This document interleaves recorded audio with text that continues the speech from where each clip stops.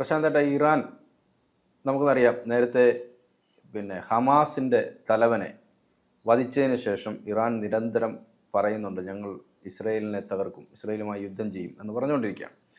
പക്ഷേ ഇതുവരെ അങ്ങനെ അവർ പിന്നിൽ നിന്ന് കളിക്കുന്നതല്ല. ഇപ്പോൾ ഹിസ്ബുള്ളയൊക്കെ എരിയേറ്റി വിട്ട് അപ്പോൾ അവർക്ക് പണി വാങ്ങിച്ചു, അതോടുകൂടി ആ അഭ്യാസം. പക്ഷേ ഇപ്പം നമ്മൾ മനസ്സിലാക്കുന്ന ഒരു കാര്യം, ഇറാൻ അങ്ങനെ വെറുതെ ഇരിക്കുന്നില്ല. അവർ സൈനിക അഭ്യാസം സൈനിക ഡ്രിൽ തുടങ്ങിയിരിക്കുകയാണ്. ഒരാഴ്ച നീളുന്ന സൈനിക ഡ്രില്ലിന് തുടക്കമായി. അതായത് യുദ്ധസന്നാഹം ഒരുക്കുകയാണ് ഇറാൻ പ്രസിഡന്റിൻ്റെ ഒക്കെ നേതൃത്വത്തിൽ ആ യുദ്ധസന്നാഹത്തിന് തയ്യാറായിരിക്കുന്നു. അത് ഞങ്ങൾ യുദ്ധം ചെയ്യാൻ റെഡിയാണെന്ന് ഇറാൻ പറയുകയാണ്. ഇപ്പുറത്ത് ഇസ്രയേൽ പിന്നെ യുദ്ധത്തിൽ തന്നെ ആയതുകൊണ്ട് അവർക്ക് പ്രത്യേക സന്നാഹമൊന്നും ആവശ്യമില്ല. ഇപ്പോൾ ഇറാൻ എന്താണ് ഉദ്ദേശിക്കുന്നത്? ഇപ്പോൾ ഈ പേജർ ആക്രമണത്തിൽ ഇറാൻ അംബാസിഡറുടെ കണ്ണൊക്കെ നഷ്ടപ്പെട്ടിരുന്നു. അപ്പോൾ അതുകൂടൊക്കെ വന്നപ്പോഴത്തേക്ക് എന്തായാലും തിരിച്ചടിക്കണം എന്നുള്ള ചിന്ത ഇറാൻ ഉണ്ടായി തുടങ്ങിയോ? ഇത് ഈ തിരിച്ചടിക്കണം എന്നുള്ള ചിന്ത എന്നും ഉണ്ടല്ലോ, ചുമ്മാ പറ്റുന്നില്ല അല്ലെങ്കിൽ ഭയമുണ്ട്. ഇല്ല, പണ്ടൊരു കള്ളുടിയൻ പറഞ്ഞ പോലെ പാട്ട് പാടണമെന്നുണ്ട്, പക്ഷെ തല നേരെ അയക്കുന്നില്ല എന്ന് പറഞ്ഞ പോലെ ഈ ഇറാൻ്റെ ഒരു അവസ്ഥ. കാരണം ഇറാന് ഈ കുറെ കാലങ്ങൾ കൊണ്ട് ഭയങ്കരമായിട്ടുള്ള ക്ഷീണങ്ങളാണ് സംഭവിക്കുക. ഇറാന് നഷ്ടങ്ങളേ ഉള്ളൂ. ഇപ്പോൾ യുദ്ധം തുടങ്ങുന്നതിന് മുമ്പ് തന്നെ നിങ്ങൾക്കറിയാം, ഈ 80 കാലങ്ങളിൽ അല്ല 84 അവിടുത്തെ ഈ നമ്മുടെ ഈ അണുബോംബിൻ്റെ സാന്നിധ്യം കണ്ടെടുത്തിട്ട് ആ ഒരു ശാസ്ത്രജ്ഞനെ കൊന്നു. അതിനുശേഷം അതിൻ്റെ സംവിധാനങ്ങൾ മൊത്തം തകർത്തു. പിന്നെ ഇറാൻ പ്രസിഡന്റ് മരിച്ചു. അതിന് ഏറ്റവും അവസാനം ഈ ഹമാസിൻ്റെ തലവൻ ഇറാനിൻ്റെ പുതിയ പ്രസിഡന്റ് സ്ഥാനാവരണത്തിൻ്റെ അന്ന് മരിക്കുന്നു. അതിനുശേഷം ഇറാൻ യുദ്ധം ചെയ്യണമെന്നുണ്ട്. ഇറാൻ യുദ്ധം ചെയ്യണമെന്നുള്ളപ്പോൾ തന്നെയും ഇറാനോട് വേണ്ടപ്പെട്ട രാജ്യങ്ങളൊക്കെ, അല്ലെങ്കിൽ ഇറാൻ സഹായിക്കുമെന്ന് കരുതുന്ന രാജ്യങ്ങളൊക്കെ കൂടെ നിന്നു കൊടുക്കുന്നില്ല. അറേബ്യൻ രാജ്യങ്ങൾ, തുർക്കി ഉൾപ്പെടെയുള്ള രാജ്യങ്ങളാണ് നിന്നു കൊടുക്കുന്നത്. ഇവരൊക്കെ രഹസ്യമായിട്ട് നമുക്ക് കാച്ചാൻ അവസരം കിട്ടുമ്പോൾ കാച്ചാന്നൊക്കെ പറയുന്നെങ്കിലും, നാടൻ ഭാഷ ഞാൻ പറഞ്ഞതാ, പക്ഷേ നേരിട്ട് നിന്ന് ഇസ്രായേലിനോട് ഏറ്റുമുട്ടാൻ ആർക്കും താല്പര്യമില്ല. ഇപ്പം ഇവർക്കറിയാം ഈ ഹിസ്ബുള്ളെ ഇത്രയും പ്രൊമോട്ട് ചെയ്ത് വെച്ച്, ഹിസ്ബുള്ളെ പണ്ടും പ്രൊമോട്ട് ചെയ്യുന്നതും അവർക്ക് സാമ്പത്തിക സഹായം ചെയ്യുന്നതും യുദ്ധ കോപ്പുകൾ കൊടുക്കുന്നതും ഒക്കെ ഇറാനും അല്ലെങ്കിൽ ലെബനനും ഒക്കെയാണ്.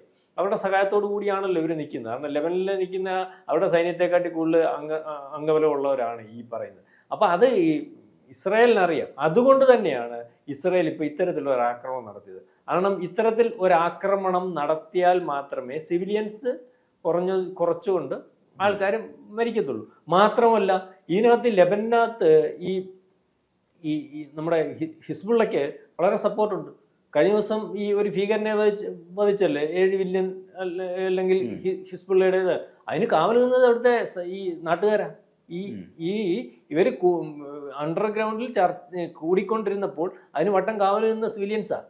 അപ്പം ഈ രാജ്യത്തെ സിവിലിയൻസിന് അല്ലെങ്കിൽ ആ രാജ്യത്ത് ഉള്ള സാധാരണക്കാരായിട്ടുള്ള ആൾക്കാരുടെയും പിന്തുണ ഈ തീവ്ര ഗ്രൂപ്പിനുണ്ട്.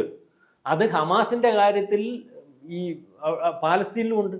അത് നമ്മൾ ഈ വെളിയിൽ പറയുമ്പോൾ പാലസ്തീനിലെ നിരപരാധികളെ കൊല്ലുന്നു അല്ലെങ്കിൽ ഇസ്രായേൽ അവരെ വധിക്കുന്നു, അവർ നിരപരാധികളാണ്, വളരെ കുറച്ച് പേരുകൾ ഹമാസ് എന്ന് പറയുമ്പോൾ, ഹമാസിനെ എത്ര തീർത്താലും വീണ്ടും ഹമാസ് ഉണ്ടായി വരുന്നതിന് കാരണമെന്ന് പറഞ്ഞാൽ ഹമാസിന് ആവശ്യം ഉള്ള അത്രയും സൈനികരെ അല്ലെങ്കിൽ തീവ്ര ഗ്രൂപ്പുകളെ സൃഷ്ടിക്കാൻ കഴിയുന്നുണ്ട്. അതായത് ഉണ്ടാവുന്ന ഓരോ കുഞ്ഞിൻ്റെയും കയ്യിൽ തോക്ക് വെച്ചു കൊടുത്ത്, ഇത് നമ്മളുടെ രാജ്യത്തിന് വേണ്ടിയുള്ള പോരാട്ടമാണ്, ഇത് നമ്മുടെ അല്ലെങ്കിൽ നിലനിൽപ്പിന് വേണ്ടിയുള്ള പോരാട്ടമാണെന്ന് പറഞ്ഞ് ഓതിക്കൊടുത്ത് ഉണ്ടാക്കുന്ന ഒരു രീതിയിലേക്ക് ഈ വരുന്നുണ്ട്. ലെവലിലും ഉണ്ട്. അല്ലെങ്കിൽ ഇത്രയും പിന്തുണ അവിടെ വരത്തില്ല. അതുകൊണ്ട് തന്നെയാണ് ഈ ഹമാസ് പറയുന്നത്, നിങ്ങൾക്ക് ഒരിക്കലും ഞങ്ങളെ ഇല്ലായ്മ ചെയ്യാൻ സാധിക്കത്തില്ല. അതായത് ഹമാസിന് ഇല്ലായ്മയാണെങ്കിൽ പാലസ്തീൻ മൊത്തത്തിൽ ഇല്ലാതാവേണ്ട ഒരു അവസ്ഥയിലേക്ക് വരും. ശരിക്കും പറഞ്ഞാൽ അത് തന്നെയാണ്, നമ്മൾ പറയാതിരിക്കാൻ നിവൃത്തിയില്ല. പാലസ്തീനിലെ ഹമാസിന്റെ സപ്പോർട്ട് ഇതുപോലെ. അവിടെ ഈ ഹമാസിനെ എതിർക്കുന്ന ആൾക്കാരൊക്കെ വളരെ ചുരുക്കമാണ്. ബഹുഭൂരിപക്ഷം ആൾക്കാരും ഹമാസിന്റെ ഭാഗമായിട്ട് തന്നെ നിൽക്കുന്നത്. അപ്പം അതുകൊണ്ടാണ് അവർക്ക് നിലനിൽപ്പിന്റെയും അവരുടെ ഈ ഗ്രൂപ്പിന്റെയും അല്ലെങ്കിൽ ഇതിന്റെയൊക്കെ പ്രശ്നമായിട്ട് വരുന്നത്. അതുപോലെ തന്നെയാണ് ഇപ്പൊ ലെബനിലെ ഹിസ്ബുള്ളയുടെ കാര്യം. അപ്പം ഹിസ്ബുള്ള ഈ പറഞ്ഞാല് ഈ കഴിഞ്ഞ ദിവസത്തെ ആക്രമണത്തിന് ശേഷം ചിതറിപ്പോയി. അവിടുന്ന് ഇറാഖിന്റെ അംബാസഡർ ഉൾപ്പെടെ കണ്ടുപോയി. അയാളെ കൊണ്ടുവന്ന് അവിടെ ചികിത്സിച്ചുകൊണ്ടിരിക്കുകയാണ്. അപ്പൊ ഇപ്പം സഹിക്കുന്നതിനപ്പുറമായിട്ട് നിൽക്കും ഇറാൻ ഈ ഡ്രില്ല് നടത്തുന്നതെന്ന് പറഞ്ഞു കഴിഞ്ഞാൽ അവരുടെ വെടിക്കോപ്പുകളെല്ലാം എടുത്തു വെച്ച് വെളിയിൽ കാണിച്ച്, മിസൈലുണ്ട്, കപ്പലുണ്ട്, ഡ്രോൺ ഉൾപ്പെടെ ഉള്ള സംവിധാനങ്ങളെല്ലാം വെച്ചിട്ട് അവിടുത്തെ പ്രസിഡന്റ് മസ്ദൂദിന്റെ നേതൃത്വത്തിൽ ഉദ്യോഗസ്ഥന്മാരെല്ലാം കൂടെ കൂടിയുന്ന ഒരാഴ്ചത്തെ ഡ്രില്ലാണ്. ഈ ഡ്രില്ലെന്ന് പറഞ്ഞാൽ ഞങ്ങൾ യുദ്ധം ചെയ്യാൻ തയ്യാറാണ്, അല്ലെങ്കിൽ യുദ്ധത്തിന് തയ്യാറെടുക്കുന്നു എന്നൊന്ന് ബോധ്യപ്പെടുത്തുന്നതിന് വേണ്ടിയാണ്. മാത്രമല്ല ഇതിനകത്ത് രണ്ട് പ്രശ്നമുണ്ട്. ഇവൻ എന്തോ ഉണ്ടെന്നുള്ള കാര്യം ഇതോടുകൂടി മനസ്സിലാവത്തില്ലേ?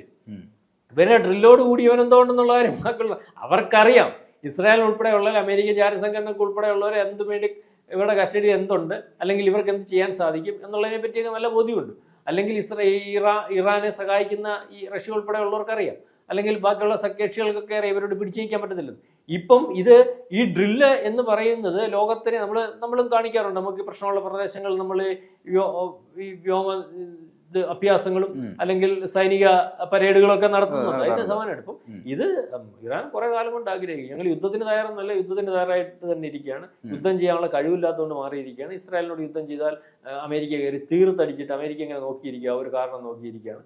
യുദ്ധസന്നാഹമായ ഒരുക്കങ്ങളെല്ലാം അമേരിക്ക അന്നേ ഈ നേരത്തെ ഈ ഹമാസിന്റെ നേതാവിനെ കൊന്ന അന്നേ അതിനുള്ള തയ്യാറെടുപ്പുകൾ നടത്തി വെച്ചിരിക്കുകയാണ്. അപ്പൊ പക്ഷേ പശ്ചിമേഷ്യ ഓരോ ദിവസം കഴിയുമ്പോഴും രൂക്ഷമായിക്കൊണ്ടിരിക്കുക. ഇതിനകത്ത് വേറൊരു കാര്യമുള്ളത്, ഈ അൽ ജസീറ എന്ന് പറഞ്ഞിട്ട് ചാനലുണ്ട്, അതെല്ലാം പൂട്ടിയല്ലോ. അൽ ജസീറ ഇസ്രായേൽ അടപ്പിച്ചു, റെഡി ചെയ്തു, അടച്ച് വിട്ടോളാൻ പറഞ്ഞു, ഓഫീസൊക്കെ പൂട്ടി ഇവിടുന്ന് പൊയ്ക്കൊള്ളാൻ പറഞ്ഞു. അതുപോലെ തന്നെ ഈ ടെല്ലവീവിലാണ് അവരുടെ ഓഫീസ്. അതുപോലെ ഈ സ്കൂളുകൾ, ഇസ്രായേലിലെ സ്കൂളുകൾ അടപ്പിക്കുകയാണ്. അതുപോലെ ഷെൽട്ടറുകൾക്ക് അടുത്ത് തന്നെ നിൽക്കണം, വേറെ എങ്ങും പോകരുത്. കാരണം അവിടെ ഈ ബോംബാക്രമണമൊക്കെ ഉണ്ടാകുമ്പോൾ ഷെൽട്ടറിലേക്ക് കയറാനുള്ള മുന്നറിയിപ്പ് കൊടുക്കും. അപ്പോൾ അതായത് ഏത് നിമിഷവും ഒരു യുദ്ധം ഉണ്ടാകും, യുദ്ധസന്നാഹമായ അന്തരീക്ഷത്തിലാണ്. അപ്പോൾ ഏത് നിമിഷവും യുദ്ധം പൊട്ടിപ്പുറപ്പെടാം. അതുകൊണ്ട് പൗരന്മാർ ജാഗ്രത പാലിക്കണം. അത് സ്കൂളുകൾ അടയ്ക്കുക എന്ന് പറഞ്ഞാൽ യുദ്ധത്തിന് സാധ്യതയുണ്ട്. ഈ ഗോലാൻ കുന്നുകൾ, ഗലീലി, അവിടെയൊക്കെയുള്ള സ്കൂളുകളാണ് അടപ്പിച്ചിട്ടുള്ളത്. സ്കൂളുകൾ അടച്ചെന്ന് പറഞ്ഞാൽ ഇപ്പൊ ഈ ചാനലൊക്കെ പൂട്ടിച്ചെന്ന അൽ ജസീറ ചാനലൊക്കെ എന്ന് പറഞ്ഞാൽ സപ്പോർട്ട് ചെയ്യുന്ന ആ രീതിയിലുള്ള വാർത്തകളാണ് വരുന്നത്. അത് അവർ മനഃപൂർവ്വം പൂട്ടി നിരന്തരം അവിടെ ലൈവ് കൊടുക്കുന്നുണ്ട്. അത് വേറെ ഈ തീവ്ര അല്ലെങ്കിൽ ഇസ്ലാമിക് ഗ്രൂപ്പുകൾക്ക് പ്രചോദനം കൊടുക്കുന്ന ചാനലാണ്. അൽ ജസീറ ലോകത്തെമ്പാടും അവരുടെ പണി ചെയ്താ. അപ്പൊ അത് മനഃപൂർവ്വം പൂട്ടി, ഇനി ഇത് വേണ്ടെന്നുള്ളത്. മറ്റേതെന്ന് പറഞ്ഞാൽ കരുതലെന്നോണം അവിടെ ഈ സ്കൂളുകളൊക്കെ വേണ്ട, ഇപ്പൊ കുറച്ച് യുദ്ധം അവരും അവരുടെ രഹസ്യാന്വേഷണ വിഭാഗത്തിനകത്ത് ഇവരേത് രീതിയിലുമൊക്കെ എന്തെങ്കിലുമൊക്കെ സപ്പോർട്ട് തിരിച്ചടിക്കും എന്ന് പറഞ്ഞാൽ രാവിലെ തുടങ്ങുന്ന വൈകുന്നേരം വരെ തിരിച്ചടിച്ചുകൊണ്ടിരിക്കുക. ഹിസ്ബുള്ള നിരന്തരം റോക്കറ്റ് വിക്ഷേപിച്ചുകൊണ്ടിരിക്കുകയാണ്. അതിനകത്ത് ഇവർക്ക് ഇത്രയും കാലത്തിനകത്ത് റോക്കറ്റ് വിക്ഷേപിച്ചിട്ട് മരിച്ചത് ഏതാണ്ട് 20-29 പേരേ ഉള്ളൂ. മറ്റേത് 10 കണക്കനുസരിച്ച് പോലും ആയിരക്കണക്കിന് ആൾക്കാർ മരിച്ചു കഴിഞ്ഞു. അതായത് ഇവർ റോക്കറ്റ് ആക്രമണം നിരന്തരമായിട്ട് നടത്തിക്കൊണ്ടിരിക്കുന്ന ഒരു ഡ്രോൺ സംവിധാനത്തിൽ അവർ തകർത്തുകൊണ്ടിരിക്കുകയാണ്. അപ്പം അവിടെ അങ്ങനെയാണ്, അവിടെ താമസിക്കുന്ന നമ്മുടെ സുഹൃത്തുക്കളൊക്കെ ഉണ്ട്. അവർ പറയും ഇങ്ങനെ നിരന്തരം ഈ പലസ്തീനിൽ നിന്ന് ഇതിങ്ങനെ വിട്ടുകൊണ്ടിരിക്കുകയാണ്. അപ്പൊ ഇത് വരുമ്പോഴേ ഇവര് ആകാശത്ത് വെച്ച് ഈ സാധനത്തിനെ അടിച്ചടിച്ച് കളയും. അതാണ് അവിടെ നടന്നുകൊണ്ടിരിക്കുന്നത്. ഇത് അവസാനം അന്തിമ ഇതിൽ എത്തുമ്പോഴാണ് ഇവർ സഹി ഇട്ടിട്ട് അങ്ങോട്ട് കയറി അടിക്കുന്നത്. അപ്പൊ ഇത് നിരന്തരം നമ്മൾ വിചാരിക്കുന്ന പോലെ എന്നും ഈ നേരത്തെ ഈ ഹിസ്ബുള്ള എന്ന് പറയുന്നത് നേരത്തെ ഈ രാജ്യങ്ങൾ തമ്മിലുള്ള കരാർ അനുസരിച്ച് ഈ കിഴക്കൻ സ്ഥലത്താണെന്ന് തോന്നുന്നു, ലെബനന്റെ അവിടെ ഞങ്ങൾ നിലകൊള്ളൂ എന്ന് പറഞ്ഞിട്ട് അന്നേ ഉണ്ട്. അന്നത്തെ കരാർ അനുസരിച്ച് ഇവർക്ക് എന്തെങ്കിലും പ്രശ്നം ഉണ്ടെങ്കിൽ മാത്രം സംരക്ഷണ സമിതി എന്ന് പറഞ്ഞുകൊണ്ടാണ് ഈ നമ്മൾ ഈ പറയുന്ന കണക്ക് അവിടുത്തെ സംരക്ഷണം ഞങ്ങൾ ഏറ്റെടുത്തിരിക്കും. പക്ഷെ എന്ന് ഇവരുടെ പരിപാടി ഇതാ, യുദ്ധം ഇല്ലാത്ത സമയത്ത് ഹിസ്ബുള്ള ഇവരെ ഈ ഇസ്രായേലിനെതിരെ ഇങ്ങനെ റോക്കറ്റ് വിട്ടു. ഇവർക്ക് ഇതാ സ്ഥിരം പരിപാടി. അല്ലാതെ ഇത് ചൊറിഞ്ഞിട്ടും അല്ലെങ്കിൽ യുദ്ധം ഉണ്ടായ സമയത്തൊന്നും അല്ല, പണ്ട് എപ്പോഴും തന്നെ ഹമാസിന്റെ പരിപാടി ഇതാ, ഇടയ്ക്കിടയ്ക്ക് ഇങ്ങനെ വിടുക, നേരത്തെ നടത്തിക്കൊണ്ട്. അതുകൊണ്ട് ഇത് ഒരു ശല്യമാണ്.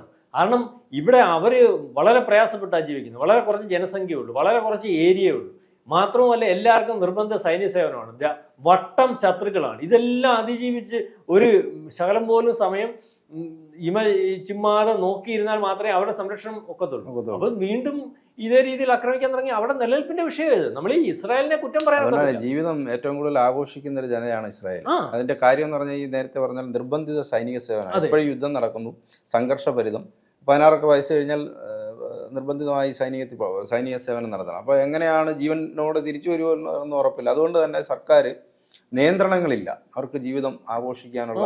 അതുപോലെ തന്നെ ഈ മുതിർന്ന ആളുകളെ, നമ്മുടെ നാട്ടിലൊക്കെ പ്രായമായവരൊക്കെ പിന്നെ അവരെന്തെങ്കിലും അഭിപ്രായം വാതുറന്ന് പറഞ്ഞാൽ തന്നെ അവരെ മാറിയിരിക്കുന്നു പറയും. പക്ഷെ അവിടെ അങ്ങനെയല്ല, അവിടെ വളരെ കരുതലാണ്. അതുകൊണ്ടാണ് ഇന്ത്യയിൽ നിന്നും ഒത്തിരി ആളുകൾ ഇവരെ നോക്കാൻ ഗവൺമെന്റ് അവരെ അത്രയും കെയർ ചെയ്തിട്ടാണ്. മുതിർന്ന പൗരന്മാരെ ഇത്രയും കെയർ ചെയ്യുന്ന ഒരു രാജ്യം വേറെ ഇല്ല. എല്ലാ കാര്യങ്ങളും നോക്കുന്നത് അവർക്ക് പ്രത്യേക സംവിധാനം എല്ലാം വെച്ചിട്ടാണ് അവർ ചെയ്യുന്നത്. അപ്പോൾ അവരുടെ പൗരന്മാർക്ക് അത്രയും വില ആ രാജ്യം കൊടുക്കുന്നുണ്ട്. അല്ല, പൗരന്മാർക്ക് അത്രയും വില എന്ന് പറഞ്ഞാൽ എത്ര പൗരന്മാരുണ്ടപ്പാ, 1 കോടിക്കകത്തല്ലേ വരുന്നുള്ളൂ. എന്നാലും ഓരോ അല്ല ഞാൻ പറയാം, അത് വില കൊടുക്കുന്ന പറഞ്ഞാൽ ഞാനീ പറഞ്ഞതിന്റെ ആ കാര്യമാണ് പറഞ്ഞത്.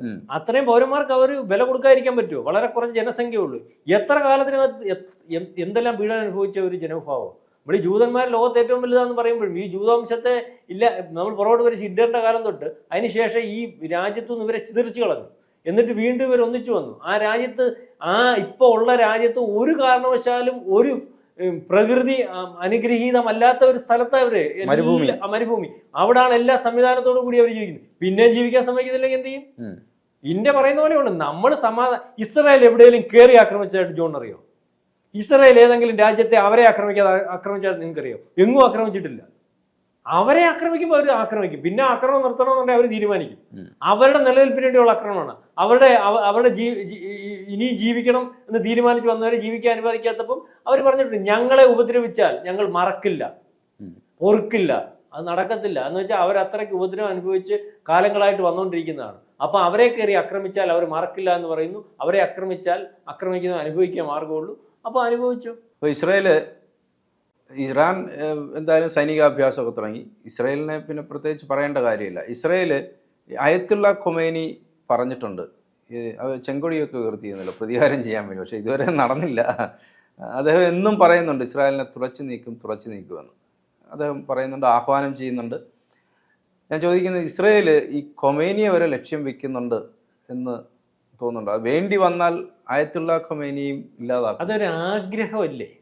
തുടച്ചു നീക്കും എന്ന് പറഞ്ഞാൽ പുള്ളി ഇനി മേശപ്പുറത്തോ വല്ലതും പടം വരച്ച് വെച്ചിട്ട് തുടച്ചു നീക്കുന്ന കാര്യമായിരിക്കും പറയുന്നത്. ഇസ്രായേലിനെ തുടച്ചു നീക്കാൻ എങ്ങനെ ഇറാന് സാധിക്കും? പിന്നെ ഇപ്പം നിർബന്ധിതമായി, കാരണം അവിടുത്തെ അംബാസഡർ ഉൾപ്പെടെ കണ്ണുപോയി, അല്ലെങ്കിൽ ഈ പ്രധാനപ്പെട്ട ഖൊമേനി എന്ന് പറയുന്ന ആളാണല്ലോ അവിടെ ആഹ്വാനം കൊടുത്തത്, അവിടെ പരസ്യമായിട്ട് വെല്ലുവിളിച്ചത്, ഞങ്ങൾ തിരിച്ചടിക്കുമെന്ന് പറഞ്ഞത്, അത് അല്ലെങ്കിൽ നമുക്ക് ദൈവകോപം ഉണ്ടാവുമെന്ന് പറഞ്ഞത്. ഇങ്ങനെ പല രീതിയിലും ഇസ്ലാമിക രാജ്യങ്ങളെ എല്ലാം ഒന്നിപ്പിക്കാൻ ശ്രമിച്ചണക്കെ പോലും ഇസ്രായേലിനെതിരെയുള്ള യുദ്ധത്തിന് ആരും തയ്യാറാവുന്നില്ല. അതുകൊണ്ട് ഇയാൾ ഒറ്റപ്പെട്ട് നിൽക്കുന്നതുകൊണ്ട് ഇതുവരെ യുദ്ധം ചെയ്യാൻ പറ്റുന്നില്ല. ഇപ്പോൾ ഏറ്റവും അവസാനം പ്രസിഡന്റ് ഉൾപ്പെടെ ഉള്ളവർ നിർബന്ധിതമായിക്കൊണ്ടിരിക്കുകയാണ്.